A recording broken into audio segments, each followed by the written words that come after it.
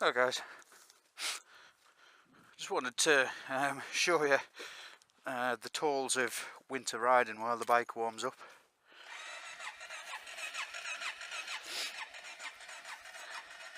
Come on, there we go.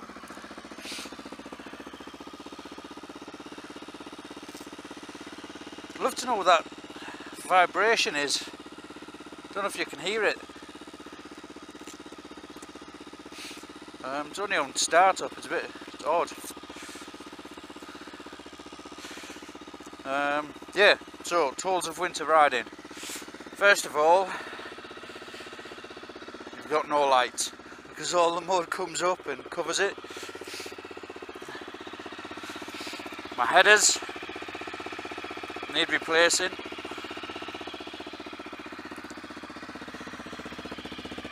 My shock needs replacing.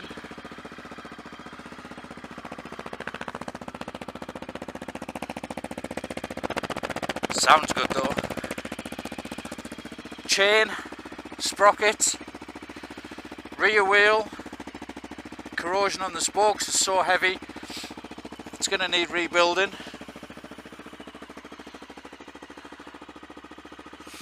It's impossible to stop. The aluminium is all corroding. The nearest pressure washer that I can use publicly is 27 mile away or thereabouts, something like that.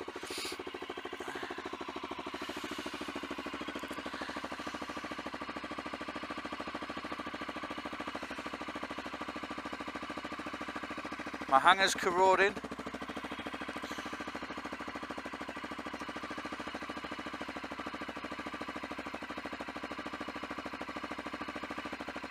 Everything's corroding. Fuck's sake. Gonna be a lot of dismantling and painting in summer, I think.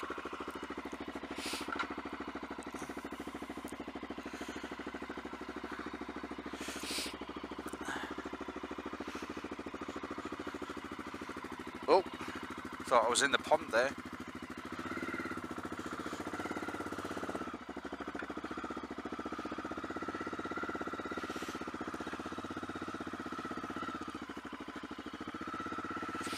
Roads might be alright today though. Should be nice.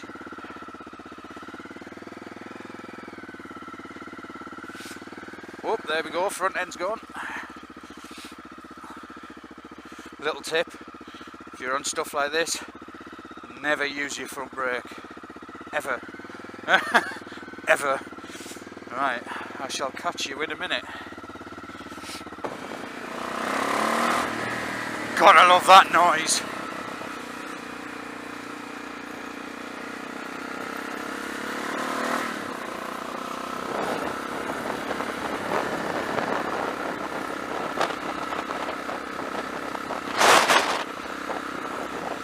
I'm pretty confident today that there won't be much, if any, black ice. Everything's melting.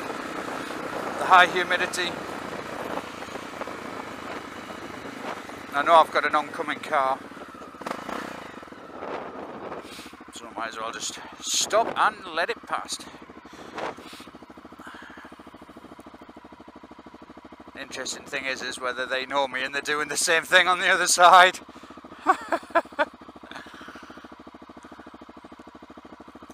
Come on, car.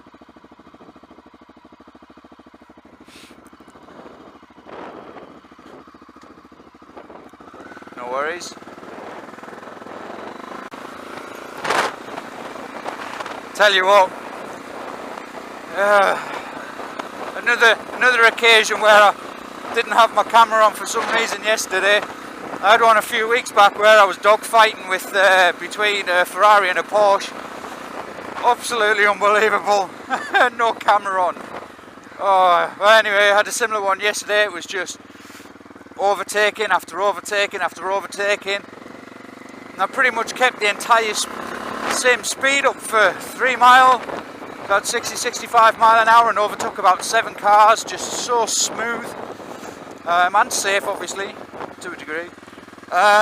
Not safe for mums, I think is the term. Yeah, typical. Oh well.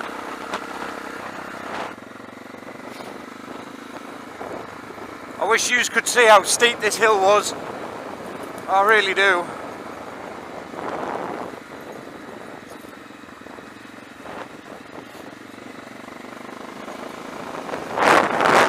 Can't turn my head around enough to have a to show you.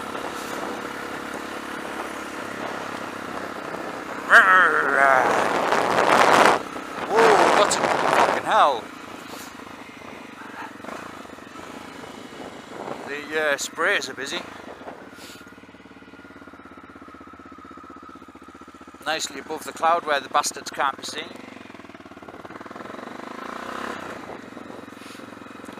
The road looks fucking busy. The road is fucking busy. And we're off!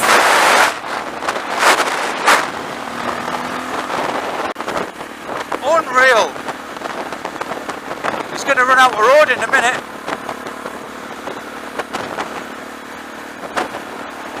Oh, he's done it.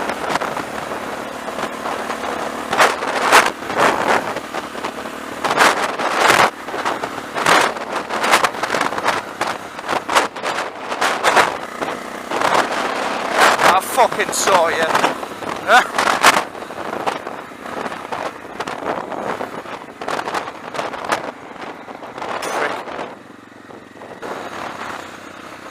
I'm determined to learn how to back this in when the summer comes.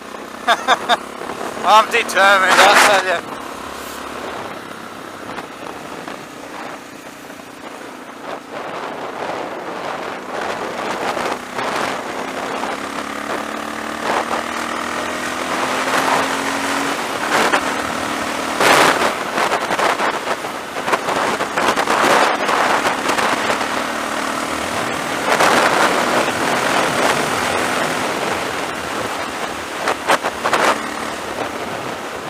Oh, you cannot beat being on a bike. I think the only thing that's likely to come close to this, I would imagine, is riding a horse fast.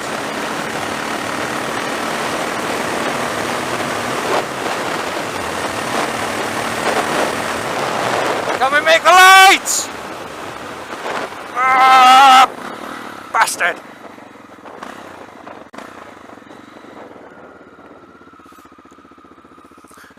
Yeah, that's what I wanted to talk about, was chains. Chain stretch. Now I'd imagine most of the people that are watching vlogs are bikers themselves, or at least a bloody high percentage of them. I recently changed the chain on this for it was a fairly cheap X-ring, and it stretched so much I had to take a link out of it. Which is not right. I know it's not right. From years of chains on mountain bikes and BMX. I mean, the BMX chain that I used to run used to get hammered onto fucking walls, ledges, steel pipes, everything. And it never used to stretch. Perfectly fine. So, recently replaced this chain. I thought, bollocks to getting an X-ring, I'll just get a standard chain to see me through winter. Highly regarded motocross chain. I thought, bang on, perfect. It stretched like a bastard within 100 miles. To the point where I wouldn't be surprised, I've just tightened it up this morning. I wouldn't be surprised if I've got another 150 mile out of it before I either have to replace it or it snaps, which is scary, very scary a prospect. So how do you go about getting a chain that doesn't stretch? Because, well, I mean, of course the obvious answer is going to be spend more money. But can anybody recommend a chain? Obviously there's going to be some bedding in, breaking in, but will not stretch to the point that it only lasts a couple 100 miles. And I mean, I think the only enemy that the chains have on this bike is the amount of torque it produces. Even with the modifications I've made, it's still only going to be in the low 30s for BHP, so it's not like a, you know, 200 mile an hour fucking booster. So yeah, I mean, I would imagine motocross chains, they take one hell of a hammering. I very much doubt people can afford to change a chain every time they race, or every time they do a great big enduro. So what chains do you guys recommend? Now, I don't mind running a motocross chain, which is, you know, neither, oh fucking hell, I better slow down a bit. I don't mind running a motocross chain, which is, you know, with no seals in it. I'm quite happy to maintain it. That was not a nice lady. Or a decent O-ring, or even better, an X-ring chain, that after the initial breaking in period, it's actually going to last a good few thousand miles. So they've got to exist, they have to. I mean, I'd rather have an X-ring, because although it's still a lot of maintenance, you know, even though an X-ring or an O-ring chain, you know, you still got to look after them, but don't need to worry so much about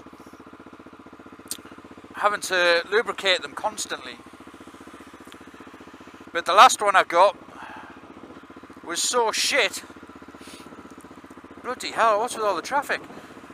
Like I say, it was so shit that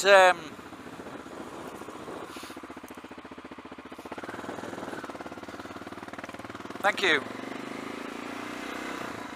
That it lasted, well, I've lost my train of thought now. Needless to say, it was crap. And I know you can spend upwards of 200 quid on a chain. If that's what I've got to do, that's what I'm going to have to do, but I can't go on like this. Because by the time I'm going to have ended up spending 200 quid on shit chains anyway, so what the hell is going on with the traffic? Let this guy out.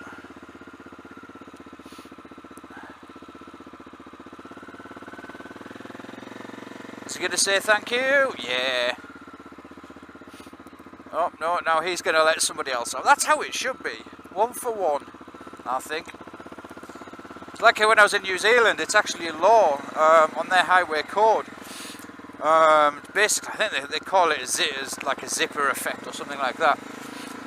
So every other person has to let a car out, which I think is a really, really, really good idea, because then your traffic flow is always consistent, as well as being constant. And it forces everybody to respect other drivers. Mr. Plod, rarely see Mr. Plod.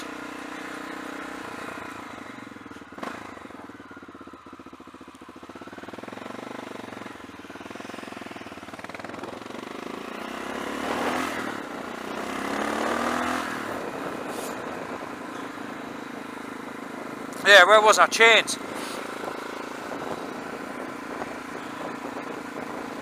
I mean, I have had chains snap on me before. Fortunately, one was on the only time on a motorbike was I was going very slow and off-road, and all it did was just the engine hit the limiter, and I was like, alright, okay, push it back. And I wasn't far from home either.